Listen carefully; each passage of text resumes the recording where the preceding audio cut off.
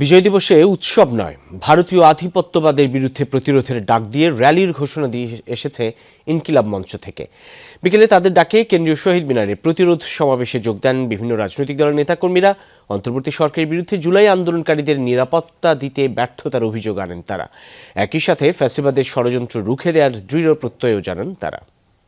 আমরা রাজপথে নেমে বুক পেতে দিয়ে রক্ত দিয়ে জীবন দিয়ে।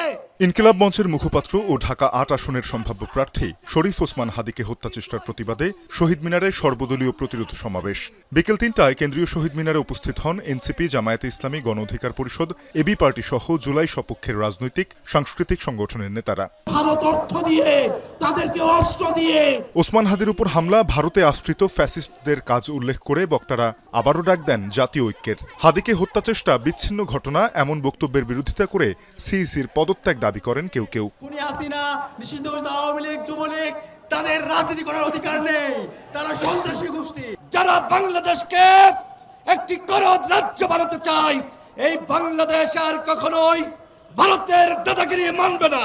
অন্তর্বর্তী সরকার, স্বরাষ্ট্র উপদেষ্টা, তারা এই খুনিদেরকে ধরার জন্য তারা উপযুক্ত লোক না। গোয়েন্দা ব্যর্থতার জবাব সরকারকে দিতে হবে মন্তব্য করেন জামায়াতের সেক্রেটারি জেনারেল। বলেন, অস্ত্রধারীদের তথ্য পুলিশের কাছে আছে, অবিলম্বে তাদের গ্রেফতার করতে হবে।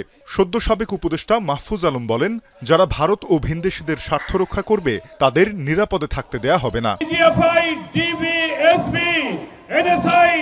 হাজার হাজার কোটি টাকার বেতন দিয়ে, রাজস্ব ট্যাক্স খাজনার পয়সায় বেতন নিয়ে স্বাধীনতার 54 বছরে আপনারা মানুষের জাতিসত্তার জনগণের নিরাপত্তার জন্য একটি গোয়েন্দা তথ্য দিয়েও সাহায্য করতে পারেননি।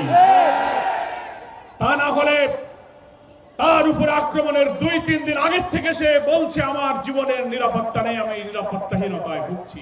বাংলাদেশে ভারতের এবং বিদেশিদের যারা স্বার্থ রক্ষা করবে তাদের অনিরাপদ থাকতে দেওয়া যাবে না। আমরা যদি নিরাপদ না থাকি, এই দেশে আমাদের শত্রুরাও নিরাপদ থাকতে পারবে না। এটা হচ্ছে বেসিক কন্ডিশন। বাংলাদেশের সঙ্গে সম্মান ও মর্যাদার সম্পর্ক রাখতে ভারতের প্রতি আহ্বান জানান এনসিপি নেতারা। 16 ডিসেম্বর বিজয় দিবসে আধিপত্য বিরোধী র্যালির ডাক দেন দলটির আহ্বায়ক নাহিদ ইসলাম। আগামীকাল আমরা উৎসব করতে রাস্তায় নামবো না, আগামীকাল আমরা প্রতিরোধের যাত্রা বাংলাদেশের রাস্তায় রাস্তায় পালন করব। এই ঢাকা শহরে আমরা প্রতিরোধের র্যালি করব। আমরা ভারতীয় আধিপত্যবাদের বিরুদ্ধে, বাংলাদেশ বিরোধী সকল ষড়যন্ত্রের বিরুদ্ধে আগামীকাল বিজয় দিবসে আমরা 16 ডিসেম্বর ঐক্যবদ্ধ হব। বাংলাদেশে গণহত্যার সাথে জড়িত প্রত্যেকটা খুনিকে বাংলাদেশের কাছে হস্তান্তর করতে হবে। ভারতের সাথে বন্ধুত্ব করে যদি ক্ষমতায় টিকে থাকা যেত, তাহলে শেখ হাসিনাকে পালিয়ে ভারতে আশ্রয় নিতে হতো না।